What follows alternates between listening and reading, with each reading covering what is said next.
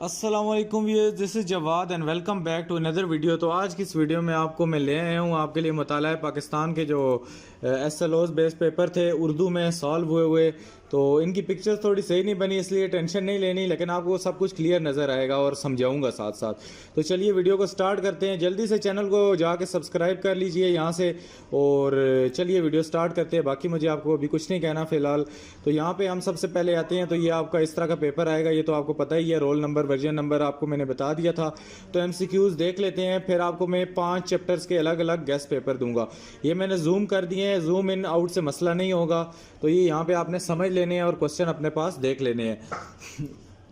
सबसे पहले हमारे पास जो MCQs आता है कि वो पहला मुल्क था जिसने 1947 में पाकिस्तान को तस्लीम किया, and that country is Iran. Iran ने सबसे पहले हमें तस्लीम किया।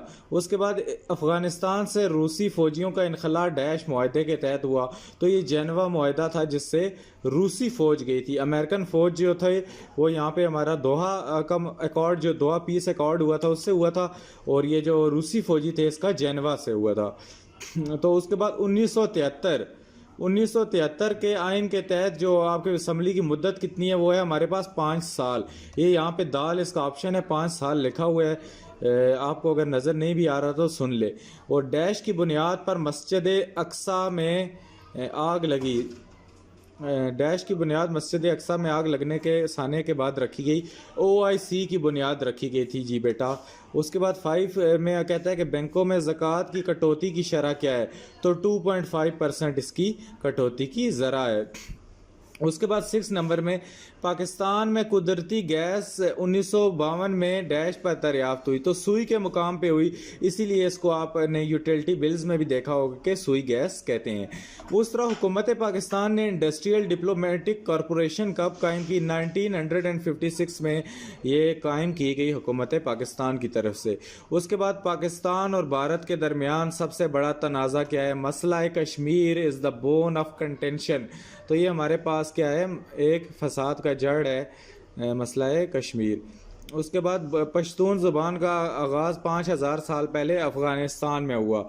तो पश्तो अफ़गानिस्तान में ही इसने अपनी बर्थ पाई। उसके बाद यहाँ पे हमारा क्या है कि उर्दू में दीवान शायरी मजमूए लिखने वाले पहले शायर कौन थे? सुल्तान मोहम्मद कुली कुतुब शाह। यहाँ पे ना तो वो मीर तकी मीर था, ना ही मिर्ज़ा गालिब था। वो कौन थे? सुल्तान मोहम्मद कुली कुतुब शाह। आपने यहाँ से ही इस वीडियो को गौर से देखना है ताकि आपके जहन में ये चीज़ें बैठ जाएं और पेपर में आपको ये हेल्प करेंगी। इसी तरह हम शॉर्ट क्वेश्चन में आते हैं। तो कहते हैं कि 1973 को वफाकी आइन क्यों कहा जाता है? मैं इसको हाईलाइट भी कर देता हूँ, दिस इज़ इम्पॉर्टेंट क्वेश्चन। 1973 के आइन के मुताबिक इसको वफाकी आइन क्यों कहा जाता है? उसके बाद यहाँ पे अगर हम नीचे आएँ तो हमारे पास मज़ीद शॉर्ट क्वेश्चन है। मैं इनको थोड़ा जूम कर लेता हूँ ताकि आपको क्लियरली नज़र आ जाएँ। यहाँ पे हमारे पास इस क्वेश्चन में कहता है कि पाकिस्तान में बिजली की मुंतकली का मंसूबा कब और किसने मुतरफ़ करवाया? कि पाकिस्तान में जब बिजली मुंतकिल हुई ये क्या हुआ? नज़रिया रोशन ख्याली की तारीफ़ करें कि नज़रिया रोशन ख्याली क्या है और इसकी तारीफ़ क्या है। या आपकी बुक में अगर आपको आंसर नहीं मिलते तो आपने फ़ौरन कमेंट करनी है, मैं आपको इसके सारे आंसर भी प्रोवाइड करूँगा। उसके बाद यूनिवर्सिटी की तालीम से क्या मुराद है? यूनिवर्सिटी एजुकेशन, ये इंग्लिश वाले बच्चे भी सुन लें, ये बहुत ही इंपॉर्टेंट क्वेश्चन है, इसीलिए मैंने इसको हाईलाइट किया है। उसके बाद 6 वस्ती एशियाई रियासतों के नाम लिखे जिनमें सोवियत यूनियन से आज़ादी हासिल की। जब ये रूस टूट गया, सोवियत यूनियन पहले इसको कहते थे USSR कहते थे, तो इससे जिन लोगों ने आज़ादी हासिल की, ये कज़ाकिस्तान वगैरह, ये 6 इनके नाम लिख दें। आलमी अमन के लिए पाकिस्तान की कोई बड़ी 3 शराकतें लिखें। इसमें आप अफ़गानिस्तान का जिक्र कर सकते हैं जो पाकिस्तान में उसने अमन किया, और बाकी भी कंट्रीज़ का कर सकते हैं। सऊदीया में जो पाकिस्तान ने मिल के अमन किया।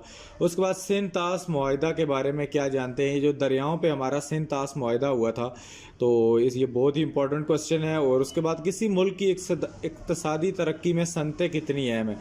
तो सनतें बहुत अहम होती हैं, इसमें आप अपनी वर्डिंग में भी इससे कुछ लिख सकते हैं। और पाकिस्तान की खारजा पॉलिसी के कोई 3 मकासद। Foreign policy one of the most important short और लॉन्ग क्वेश्चन है बेटा। उसके बाद पाकिस्तान की ज़रूरी पैदावार बढ़ाने की कोई 3 तजावीज़ लिखे। तो ये अपने पास से भी आप लिख सकते हैं कि ज़राअत को बढ़ाने के लिए आप क्या लिख सकते हैं, ज़रूरी नहीं बुक से रटा लगा के आप लिखें। मैं एक वीडियो बनाने वाला हूँ जिसमें फेडरल बोर्ड की रूब्रिक्स भी डिस्कस करूँगा आपके साथ, तो आपको पता चल जाएगा कि आपको रटा लगाने से फेडरल बोर्ड ने क्यों बाहर लाने की कोशिश की है। उसके बाद पाकिस्तान की सकाफ़त की 3 अहम खसूसियात की निशानदेही। जो पाकिस्तान की सकाफ़त है, पाकिस्तान की तहजीब है, उसकी 3 अहम खसूसियात आप अपने पास से लिख सकते हैं। ये हमारे पास हो गए 11 शॉर्ट क्वेश्चन।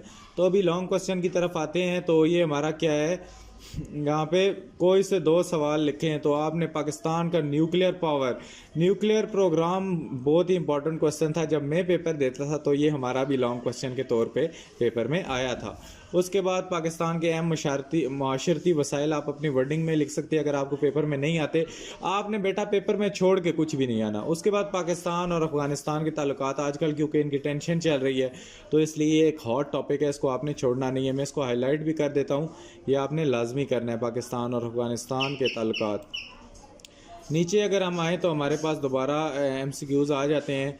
तो ये हमारा MCQs नंबर जो दोबारा 1 आता है, ये एक दूसरे वाला मॉडल पेपर है। तो इसमें 1973 के आइन ने पाकिस्तान में डैश निज़ाम हुकूमत मुतारिफ़ कराया, वफाकी निज़ाम हुकूमत मुतारिफ़ कराया, जिसमें हमारे पास असम्बलीज़ होती थी वगैरह वगैरह। UNO के कहने पर अमन के लिए पाकिस्तान ने अपनी फ़ौज कहाँ भेजी। तो ये जीम ऑप्शन है, कांगो में हमने अपनी फ़ौज भेजी थी UN के कहने पे।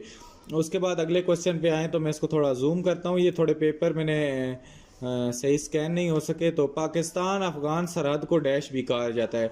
This is called Durand line. This is one of the most important MCQs। तो यह आपसे ड्यूरेंट लाइन का शॉर्ट क्वेश्चन भी आ सकता है। उसके बाद पाकिस्तान हर साल डैश की आमद रफ्त, डैश की दरामद पर बहुत ज़्यादा मुबादला खर्च करता है। पेट्रोलियम, हम पेट्रोल बहुत ज़्यादा इम्पोर्ट कराते हैं। उसके बाद करारदाद मकासद को डैश आइन का बाकायदा हिस्सा बयान। तो 1973 के आइन में करारदाद मकासद को डाल दिया गया। पाकिस्तान में पहली खुश्क गोदी डैश में बनाई गई, लाहौर में बनाई गई। सिंधी ज़ुबान किस रस्म लिहाज में लिखी जाती है, अरबी ज़ुबान की तरह लिखी जाती है। उसके बाद पाकिस्तान की मुआशी और समाजी तरक्की के लिए कौन सा शोबा अहम है। तो तालीम जब तक नहीं होगी तो हम कुछ भी नहीं कर सकते। उसके बाद पाकिस्तान में पहले मरदमशुमारी 1951 में कराई गई। और पाकिस्तान की खारजा पॉलिसी का मतलब है इलाकाई खुद मुख्तारी, एब्सोल्युटली नॉट। तो ये आप देख सकते हैं। उसके बाद हम आते हैं अपने शॉर्ट क्वेश्चंस में। तो शरीयत वाला जो शॉर्ट क्वेश्चन है, this is one of the most important question. ये इसका नफाज कब हुआ, ये आई थिंक सो ज़िया-उल हक ने नफाज किया था और क्यों हुआ। उसके बाद नवाज़ शरीफ के दौरे हुकूमत में सूबों के दरमियान पानी का तनाज़ा कैसे हल हुआ। तो ये वही मेरे ख्याल से सिंध तास मुआहिदा होगा, तो इसको आपने देख लेना है। पाकिस्तान की मुआशी तरक्की में तवानाई के वसाइल क्या किरदार अदा करते हैं। सलामती कौंसल ने कौन से मसले को कश्मीर का हल कब और क्या तजवीज़ किया। उसके बाद पाकिस्तान में इस्तेमाल होने वाली आबपाशी के 3 अहम ज़राए की फ़हरिस्त बनाएं। पाकिस्तान में कौन सी 2 बड़ी किस्म की फसलें उगाई जाती हैं, इसकी मिसालें लिखें। पाकिस्तान की आबादी की सफ़ी साख का मुख्तसर तजिया पेश करें। 1977 में ज़िया का मार्शल लॉ कैसे हटाया गया। जज़ल मुशर्रफ के दौर में पाकिस्तान के लिए बनाई गई नजकारी पॉलिसी के 3 फ़ायदे लिखें। पाकिस्तान में गुर्बत की कमी के 3 इक़दामात आप अपने पास से भी लिख सकते हैं। इर्तिकाई मराइल में उर्दू के कोई से 3 नाम लिखें। तो उर्दू के ये बहुत सारे नाम थे, तो आपने वो लिख देने हैं। यहाँ पे हम लॉन्ग क्वेश्चन में आते हैं। तो यहाँ पे हमारे पास कौन से लॉन्ग क्वेश्चन है। नेशनलाइजेशन के सनत और तालीम पर होने वाले असरात, जब उसने फैक्ट्री जुल्फ़िकार अली भुट्टो ने नेशनलाइज कर दी तो उसका क्या असर हुआ। दाती और गैर दाती मादनियात और ज़खायर के ऊपर आपने लिखना है। उसके बाद कायदे आज़म की 11 अगस्त की तकरीर में पाकिस्तानी अक़लियतों का जायज़ा लेना है। उसके बाद थर्ड में हम आते हैं। तो हमारे MCQs जो आते हैं, जुल्फ़िकार अली भुट्टो के दौर में सैराब शुदा ज़मीन की मलकियत 150 एकड़ तक महदूद थी। उसके बाद 1973 के आइन के मुताबिक मुल्क का सरबराह कौन है, सदर पाकिस्तान।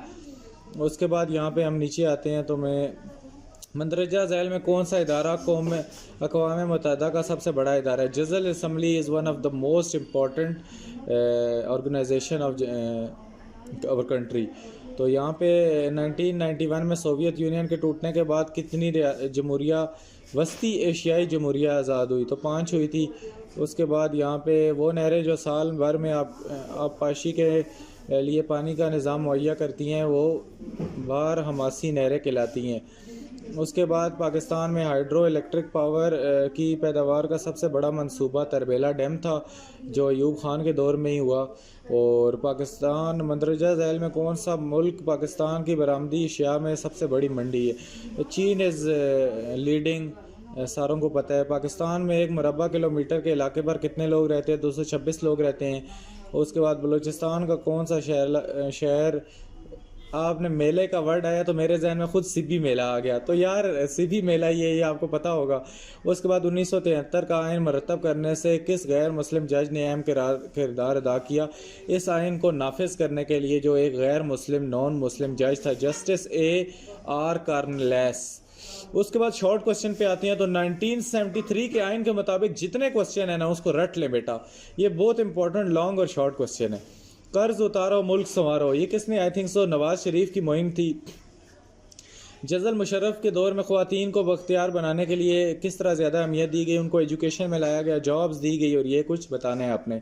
पाकिस्तान का मेले वकू उसके पड़ोसी मुल्क के हवाले से मतलब with respect to neighbouring countries बताना है। और पाकिस्तान अफ़गानिस्तान को दूसरे ममालिक के साथ तजारती ताल्लुकात में किस तरह सहूलत फराहम कर रहा है?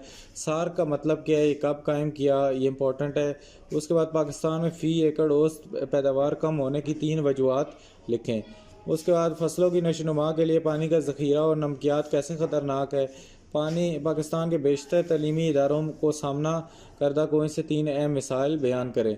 उर्दू ज़ुबान पाकिस्तान के में हम आंगी कैसे पैदा करिए? उर्दू ज़ुबान वाला लॉन्ग क्वेश्चन भी इंपॉर्टेंट है। उसके बाद सचल सरमस्त ने सिंधी ज़ुबान के फैलाव के लिए अपना कैसे किरदार अदा किया? लिख देना है। उसके बाद अफ़गान जिहाद और मुहाजिरीन के मसले और पाकिस्तान, ये वाला लॉन्ग क्वेश्चन देख ले। घरेलू छोटी सनतों वाला, ये इतने इंपॉर्टेंट मेरे नज़रिए के मुताबिक तो नहीं है। उसके बाद पाकिस्तान मुआशरे को दरपेश कम अज़ कम 8 समाजी मसाइल, ये मैंने आपको पहले भी बताया था, ये अपने पास से आप लिख सकते हैं। ये क्वेश्चन एक बीच में ऐसा होगा जो आप अपने पास से लिख सकते हैं, तो खाली नहीं छोड़ के आना, इसको हेडिंग्स बना के अपने पास से लिखें। इतने तो क्रिएटिव आपको होना चाहिए। तो उम्मीद है आज की वीडियो आपको अच्छी लगी होगी। ये 3 मैंने आपको जो बोर्ड के मॉडल पेपर थे वो डिस्कस कर दिए। तो चैनल को लाजमी सब्सक्राइब कीजिएगा। मिलता हूँ नेक्स्ट वीडियो में जिसको आपको 5 चैप्टरों के अलग अलग शॉर्ट क्वेश्चन इंपॉर्टेंट बताने वाला हूँ।